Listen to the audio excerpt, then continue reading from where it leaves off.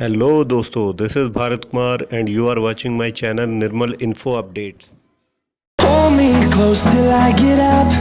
Time is barely on our side. I don't wanna waste what's left. India on Friday conveyed to the US that it was trying to resolve the military standoff with China in Eastern Ladakh through existing bilateral mechanisms, sending a clear message to Washington for the second consecutive day that President Donald Trump's offer to mediate on the border was not acceptable to it. India's position on the issue was conveyed to U.S. Defense Secretary Mark T. Esper by Defense Minister Rajnath Singh during a telephonic conversation, official sources said. In the midst of the flare-ups between Indian and Chinese armies, Trump on Wednesday said he was ready, willing and able to mediate between the two countries. The External Affairs Ministry on Thursday said India was engaged with China to peacefully resolve the border virtually rejecting the offer. China too rejected it, saying the two countries are capable of properly resolving their differences through dialogue and did not require the help of a third party.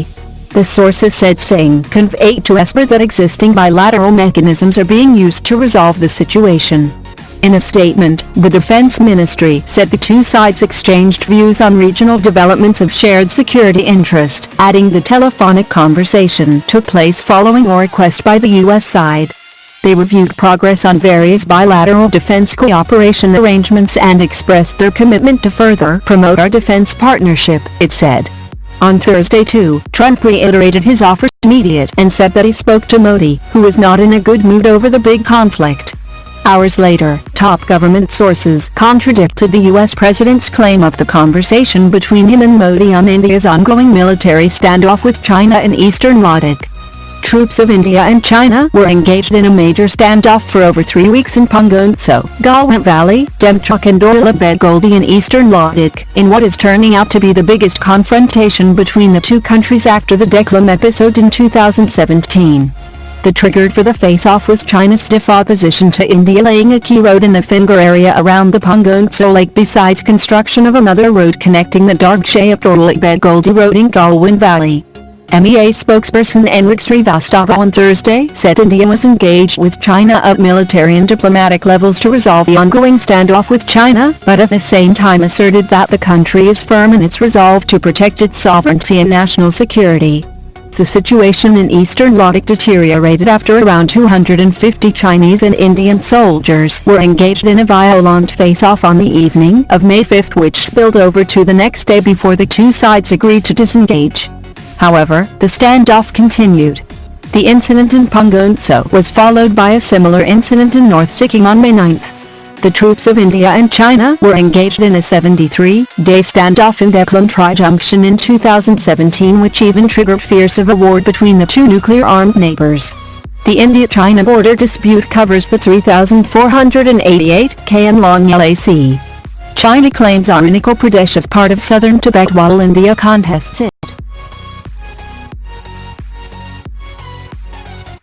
Lockheed Martin, the parent company of Sikorsky, was recently awarded a USD $905 million contract to deliver 24 MH-60RS to the Indian Navy. The contract, being executed under the U.S. Foreign Military Sales Program, was awarded by the U.S. Navy's Naval Air Systems Command. According to the Pentagon contract announcement released at the time, 3 MH-60RS are for the U.S. Navy and 21 MH-60RS are for the Government of India. With this, 3 MH-60RS which were fully built and originally earmarked for the U.S. Navy will be supplied to India. According to the new LiveFest report, these 3 airframes will be diverted for delivery to India, which is expected later this year, after stipulated modifications. The report added that the first of the remaining 21 helicopters will be delivered in spring 2021. Indian Navy's MH-60R helicopters will be based on the existing Royal Saudi Naval Forces MH-60R baseline with some modifications. The helicopters will replace the Navy's aging fleet of Sikorsky A-3H Sea King and Westland Sea King Mk-42B helicopters. The MH-60RS will provide the Indian Navy the capability to perform anti-surface warfare and anti-submarine warfare missions along with the ability to perform secondary missions including vertical replenishment, search and rescue, SAR, and communications relay. with Nepal insisting on Foreign Secretary-level talks to address the Kalapani border issue, even while simultaneously pushing through a constitutional amendment to validate its new map. India said on Thursday it was important to create an environment of trust and confidence for dialogue. After the main opposition party, Nepali Congress, sought more time in the matter, demanded that the proposed amendment also address their concerns. The KPL government hasn't been able to table that bill in Parliament yet. India said it noted that this matter was receiving careful consideration in Nepal, taking into account its seriousness. India is open to engaging with all its neighbors on the basis of mutual sensitivity and mutual respect, in an environment of trust and confidence. This is a continuous process and requires constructive and positive efforts, said MEA spokesman Enrique Srivastava, replying to a question on Nepal's plea for talks. India believes there's been no lack of engagement between the two countries in any case. Foreign Secretary Harsh Shringla has already met Nepal Ambassador Nilambar Acharya twice. MEA Joint Secretary, North, Piyush Srivastava, who handles Nepal, has also met the ambassador several times and remained in regular contact with him, sources said. The Nepal media had earlier reported that the ambassador had been trying unsuccessfully to meet senior Indian officials. Nepal has been asking for talks on Kalapani since November last year, after India released its new map following the reorganization of J&K.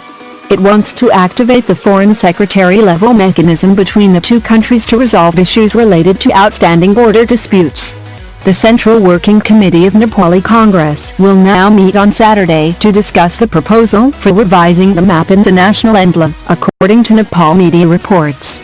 The party, though, had supported the decision for a new map earlier. The MEA said it attached great importance to the deep-rooted historical, cultural and friendly relations with Nepal.